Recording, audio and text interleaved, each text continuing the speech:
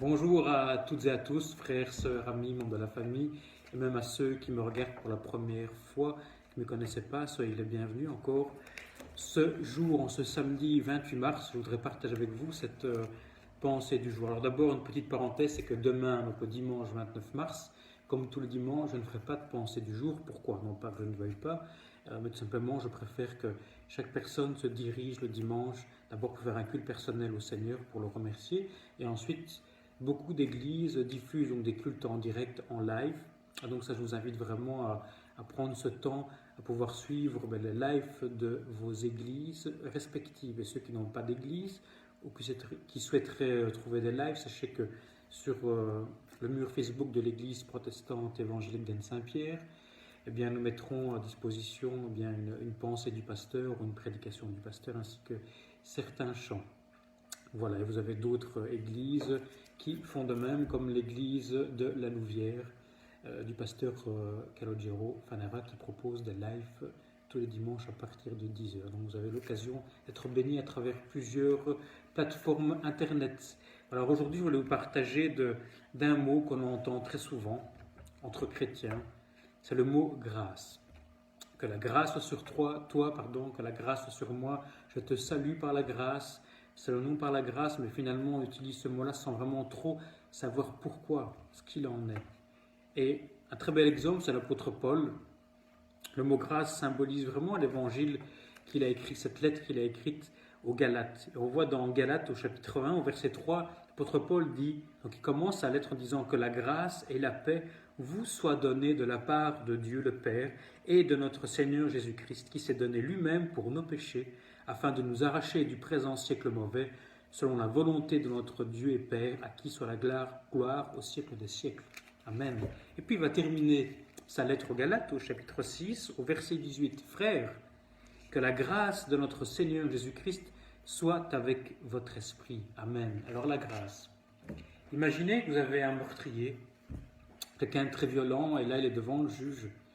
Il doit être accusé, il doit être jugé, il doit normalement recevoir une grosse peine. Et puis le juge a pitié de lui.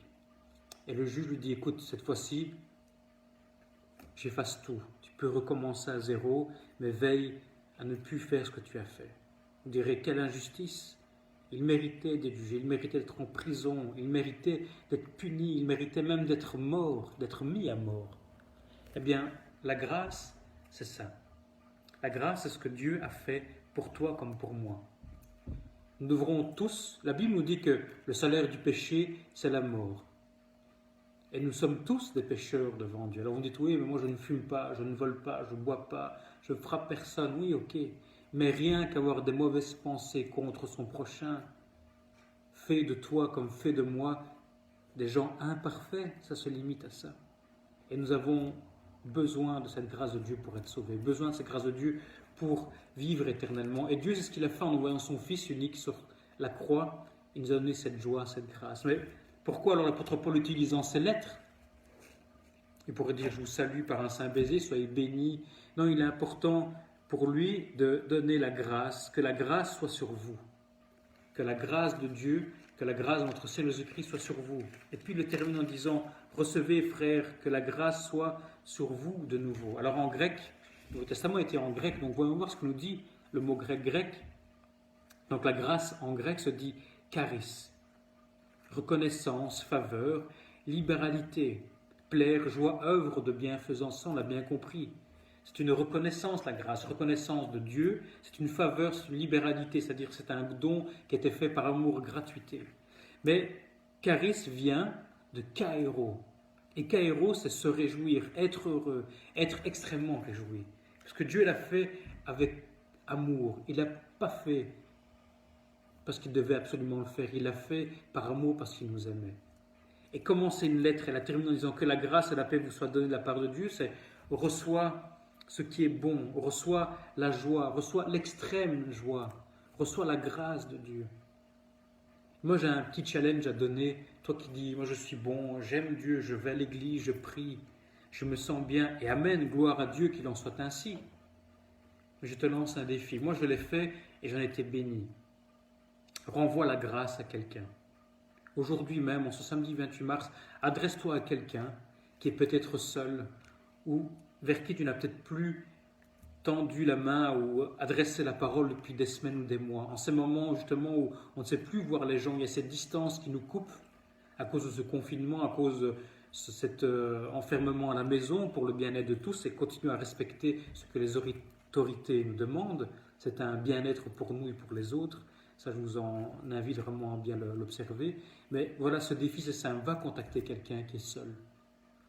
Envoie-lui un SMS, appelle-le, dis-lui que tu es là pour lui. Apporte-lui justement cette grâce qui est de faire une démarche, une œuvre de bienfaisance, nous dit en grec. Être extrêmement réjoui, mais si tu le fais, fais-le de tout ton cœur. Ne le fais pas forcer parce que tu as entendu ce message, parce que tu te dis tiens, je vais faire ce que Rinaldo a dit. Non, fais-le de tout ton cœur. Moi, j'ai envoyé un SMS, j'ai appelé quelqu'un de tout mon cœur seulement pour savoir comment elle allait.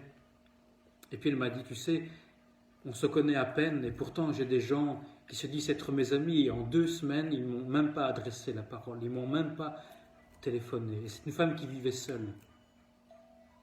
Alors, ô combien nous, qui avons cette chance d'avoir reçu la grâce de Dieu, ne devons-nous pas justement la donner aux autres et apporter cet amour, mais avec la joie. Quand tu donnes un message d'amour, les gens reçoivent ça comme un cadeau. Alors oui, d'abord sur toi et sur ta famille, je vais te laisser avec ça, ce verset, que la grâce et la paix vous soient données. Mais attention, pas la grâce et la paix de Paul ou de Rinaldo ou d'une religion. Paul insiste bien sur la grâce et non sur la loi, sur la grâce et non sur la religion. Sur la grâce, mais de qui? Sur la grâce de Dieu le Père et de notre Seigneur Jésus-Christ qui s'est donné pour nos péchés.